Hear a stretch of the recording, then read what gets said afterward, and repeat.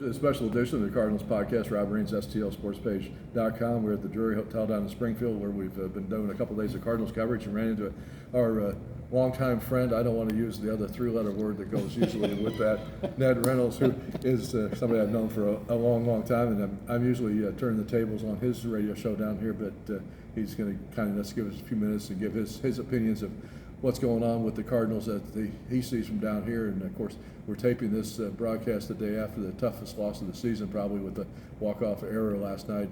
What's the feeling among Cardinal fans down in this part of the country about what's been going on? First of all, let's emphasize the long time. It is in uppercase letters, so L-O-N-G. I think probably the fans are a little bit annoyed, just like they would be in St. Louis. But keep in mind now, this is the first time in almost 2 decades that the Cardinals have had this kind of a season. So everybody's, I think, having trouble getting accustomed to what this is like and hoping that it's an anomaly and it's never going to be repeated. But the fact of the matter remains, you see all the theorists who come up with, why is this happening? Is it the front office? Is it the manager? Why did the players, why have they not performed as they did in the minor leagues? Well, there are a lot of questions that may never be answered as to why this is happening. In my opinion, it's a chemistry on the team. There's just simply not that cohesiveness that Cardinals have had in the past. And Rob, I think you brought up more than anything else, it's Yadi and Albert Pujols who are not there. These are take charge guys who will get a clubhouse and say, enough of all this, let's get them together. I don't see that, even with guys like Goldschmidt and Arenado on there, it just is not quite the same philosophical approach. That's my thinking. They're leaders, but they're different kind of leaders. Exactly.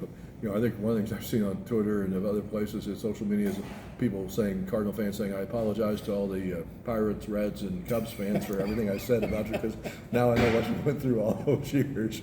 So the thing, of course, Springfield is in a unique position because it's the host of the AA Cardinals. All the guys most of the guys that you see now, younger players playing in St. Louis, have come through Springfield, and you do the broadcast down here on the TV side for the team, so you get to see these guys, the Nolan Gormans, the Dylan Carlsons, the Jordan Walkers. So I think there's still a really good talent base coming up through the farm system. I don't think there's any question about it. The talent is here. You've got a quick addendum to that too. Is when the Yankees were in. Here's Harrison Bader, who my partner on the telecast is Scott Bales, and when Bader was down here, we anointed him as the center fielder of the future. And he did. He went up and played very well for the Cardinals. And with the Yankees, he comes back and he gets a 30-second standing ovation. I thought, this is remarkable. This is one of our former people down here. That's how Cardinals fans do. They treat the alums very well, and they treat the current team very well. Do we have that nucleus down here now? I think it's probably very much up to the jury to decide if there's anybody down here who can fit that bill. Some pitchers are coming up. Tink Hence certainly has a great minor league background. And Victor Scott, who's going to come over and is playing center field now, replacing Antico, the University of Texas 1-year star. The previous 3 years he'd been at St. John's and then decides to go elsewhere. Well, that's beside the point. Anyway, there are circumstances now that are interesting. Do we have the Jordan Walkers? Do we have the Mason Winds? No, they're not down here. That type of player is not here. But there are individuals who could fit the role and play and be a part of the chemistry that these teams have to understand, folks. Baseball's a team game. It is not one person. It is not two folks. It's a team that blends together and can bring that talent. That may be what's missing.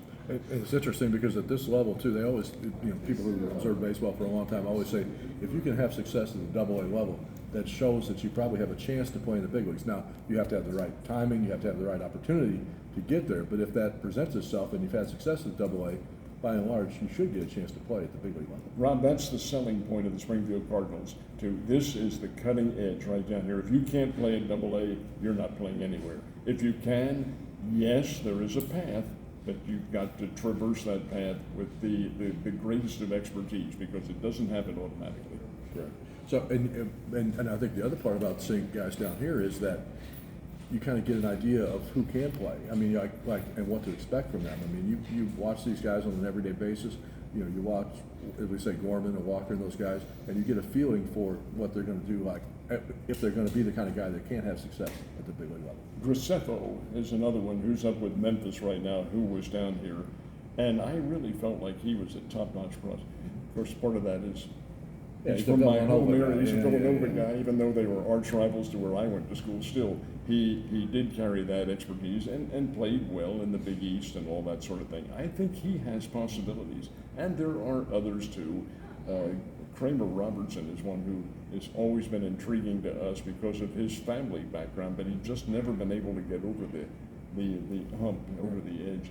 So there are players there, but they have to be cultivated, and that's the key to minor league baseball. Well, I think one of the things is, as we wrap up this little session here with Ned, is I think one of the things that's going to be interesting for Cardinals fans the rest of this season that are in a different position than we've ever, like you mentioned, the Cardinal fans have been in before, is with the major league team struggling so much. I think people are going to start paying a little more attention to minor league baseball and to what's going on at this level, saying, are there guys coming up, you know, in Peoria, in Palm Beach, in Springfield, in Memphis, who can help this club turn this thing around? Absolutely cannot disagree with that philosophy at all. That's exactly right. And the attention's, it's good in one respect and not so good in another.